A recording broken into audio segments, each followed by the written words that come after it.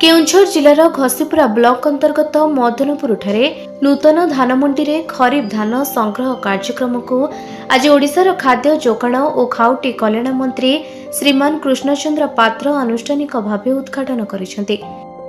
केउंझर जिलार चलित वर्ष खरीफ धान संग्रह पाई 95टी धानमंडी माध्यम 79,108 जन चाषी मानक ठारू धान क्रय कराजिबो।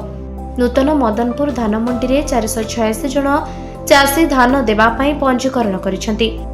चलित खरीफ धान संग्रह को स्वच्छता और श्रृंखलित भावे करबा पाई राज्य सरकार व्यापक व्यवस्था करिसेंति बोली मंत्री श्री कृष्णचंद्र पात्र कहिसेंति। चाषी दरदी लोकप्रिय यशस्वी मुख्यमंत्री श्रीमान मोहन चरण माझी ओडिशार चाषी मानकर आय को दुईगुणा करबा सहित समृद्ध करबा पाई व्यापक कृषक कल्याणकारी योजना मान प्रणयन करिसेंति। राज्य में 15 लाख हेक्टर चाष जमी को जलसेचित करबा पाई पर्याप्त अर्थ व्यवस्था सरकार करिसेंति बोली मंत्री श्री कृष्ण चंद्रपात्र तांकर भाषण रे कहिथिले। राज्यर 58टी सब डिविजन रे शीतल भंडार करबा पाई पदक्षेप निया जाउछि। तसहित 100 आदर्श धानमंडी निर्माण करबा पाई अर्थर व्यवस्था करा जाइछि बोली मंत्री श्री पात्र कहिथिले। एही कार्यक्रम रे बीजेपी कृषक मोर्चार पूर्वतन राज्य सभापति श्री महेश्वर साहू योगदान करी ओडिशार चाषी दरदी लोकप्रिय यशस्वी मुख्यमंत्री श्रीमान मोहन चरण माझींकर 18 मास शासन काल रे कृषक कल्याणकारी योजना माध्यम चाषी मानकर अर्थनैतिक विकासर प्रवाह ओडिशा रे एक ऐतिहासिक पदक्षेप बोली श्री महेश्वर साहू तांकर भाषण रे कहिथिले। बीजेपी राज्य कार्यकारिणी सदस्य श्री पृथ्वीराज कुंवर এই कार्यक्रम को संचालन करथिले।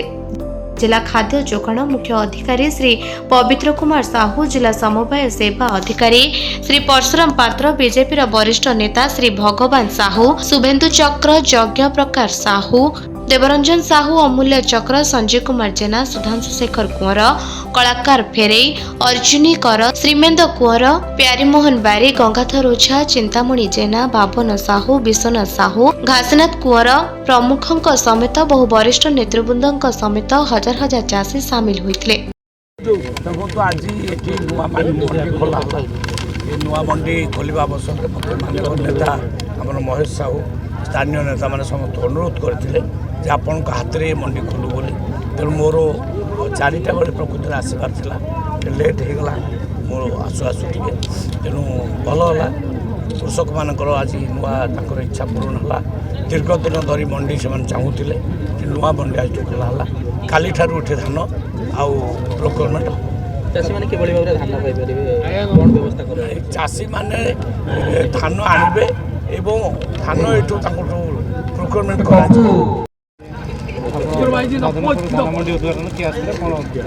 आज मदनपुर अत्यंत खुशी बहुत बाधाविघ्न पर मोहन माझी सरकार आम मदनपुर को एक नूतन मंडी रूपे घोषणा कले। मंडी आज उद्घाटन है एवं मान्यवर आम ओडिशा सरकार मंत्री कृष्ण पात्र आसी उद्घाटन कले एवं आम अंचल चाषी मैंने ये खरीफ धान यही आर्थिक वर्ष ये धान देवे।